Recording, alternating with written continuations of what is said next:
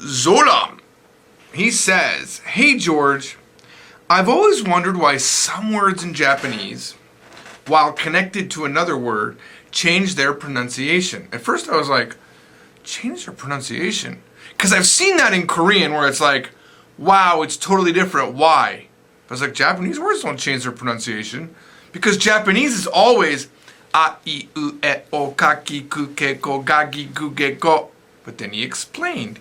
He said, for example, the word kami becomes gami in the word tegami. Is there a rule of thumb that can be applied and can this be done with any other word? This is really a good question, and it's something that freaks people out initially when they're learning Japanese. All right, let's talk about it. So the words that you gave as examples, we're going to show right here. We've got te, which means hand. Te means hand. By the way, if you look at your hand, one of them, I'm not sure which one, that one for me, it has the kanji te in the hand, and I think that's always the coolest thing when you're learning kanji. It just shows you right away that kanji are made of pictures. And there's a really cool book that until my book is being sold about kanji, I'm going to promote this book. It's called Picto Kanji. It's really cool. Although any book that uses pictures to show the kanji, at some point has to do real stretches. Like sometimes it's like, really? That's the kanji? I don't think that's where it came from. You know, it's like, it's a McDonald's hamburger. That's why it means pork. No, that's not where it comes. You know, sometimes you're going to be not good.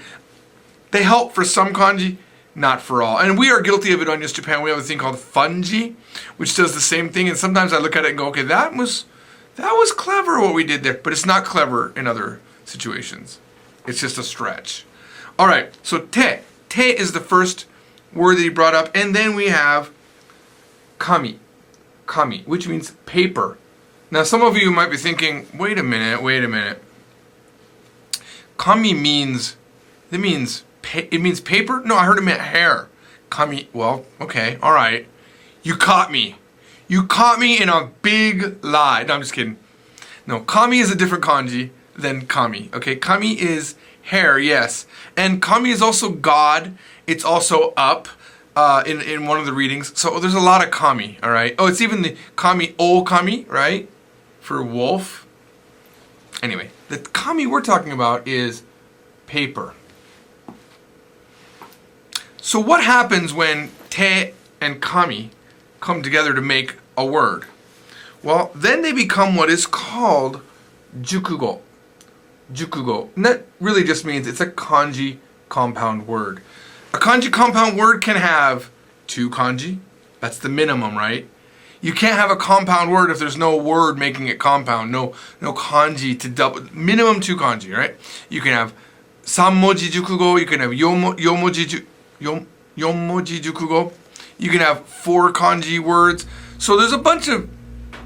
I left the air conditioning on. I'm going to be right back. I'm going to turn it off because it makes really bad humming noises during the production. I'll be right back. So what happens when you bring 2 kanji together to make a jukugo? There's this mysterious phenomena that happens. By the way, phenomena in Japanese, as I get my phenomena in Japanese, is gensho. So what happens? Well, let's look. This is the word he's talking about. Tegami. It's written with the kanji, hand and letter. And look at the furigana, which is the kanji. The kanji is the blue and the black on top. It's called furigana. Even though, yes, it's made out of hiragana, it's called furigana. It's the hiragana that shows you how to read things. And you'll notice that the ka is turned into a ga. Tegami, letter. Tegami. Is it typical? Absolutely. It's very typical that the second word in the combination become it the. All right, let me show you something. I have this in a folder just in case we need to do it. Yes, Japan Daily. My very last folder. All right. So here we have the hiragana chart, okay? And in this first listing of hiragana, we have A, I, U, E, O, Ka, Ki, Ku, Ke, Ko. And this is the order that Japanese people learn it. They learn it from this way over, okay? And then they learn these. These are the only sounds that have dakuten. And I said this just the other day, but it's a repetition, and that's okay. Repetition is the mother of knowledge. But dakuten characters, the sound that they make is called dakuon. And if you look really hard, you'll see, if you look really close, that is, only 4 sets of dakuon exist, right? Of the hiragana. Because this other one, this red one, is papi pupepo. Actually, is it the red one? It is the red one.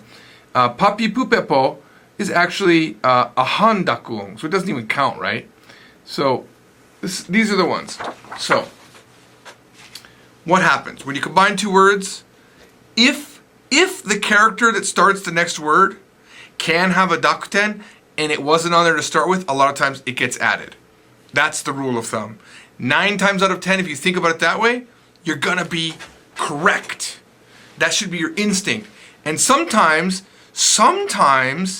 that papi pupepo happens too. I can't, hampa, there it turned into a P. So it can happen to where the han dakuten is also used, which means half dakuten, right? Even though it's a circle. So let me show you another famous example that I like to use because it's just really easy to illustrate how this works with these words here. We have fire, which is heat, fire.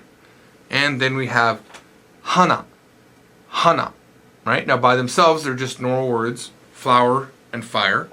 But join them together, and look what happens. You have hanabi, flower and fire together are fireworks, which is kind of nice and poetic, right? But look above this kanji right here. You'll see that the hi has turned into a b. That's nice, but hana has stayed the same. Hana has not changed. Oh, but I can make it change. All I gotta do is reverse those kanjis. We have the word hanabi for fireworks, but we have hibana for a spark. Hibana. Now look what happened. The hi doesn't have a dakuten, but the hana now does. Hibana. Cool, right? It just shows you that the second kanji is what gets modified, not the first.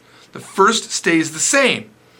Now, let's go down just a little, let's just get a little bit deeper into the hole here. Let's talk about something else that you can do when you combine words, because you're thinking, well, what if I combine them another way? What if I said this, and I didn't actually make them into a jukugo? Well, in this case, you're saying hinohana, which wouldn't mean spark, and it wouldn't mean fireworks. It means a fire flower. I don't even know if that sort of thing exists, but let's say that they found a brand new flower in the Amazon, and it was a Japanese guy, and he got to name it.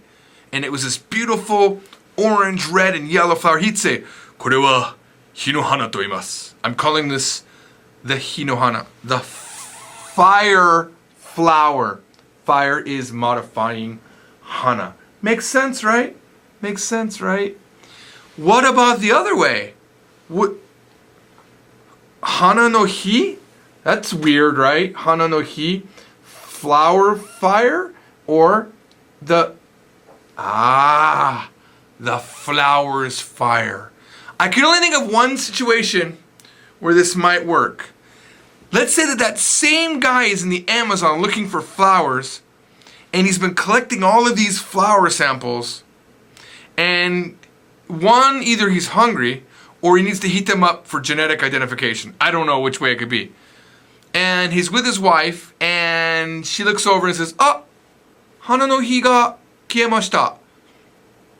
The flower's fire has extinguished itself. That's the one thing I can think of, right? So, but you see there are no dakuten there, and that's sort of the fun things you can do with Japanese, right? Can you make your own jukugo? Yeah, sometimes it happens, but most of the time those jukugo are already decided. So really, if you just learn the word, you're gonna know, yeah, that's on there. But te and kami, they're not just shoved together arbitrarily. They exist as a word, right? That's the key thing. It wasn't just made up yesterday. It's been there for a long time. All right, excellent question. Now let's move on.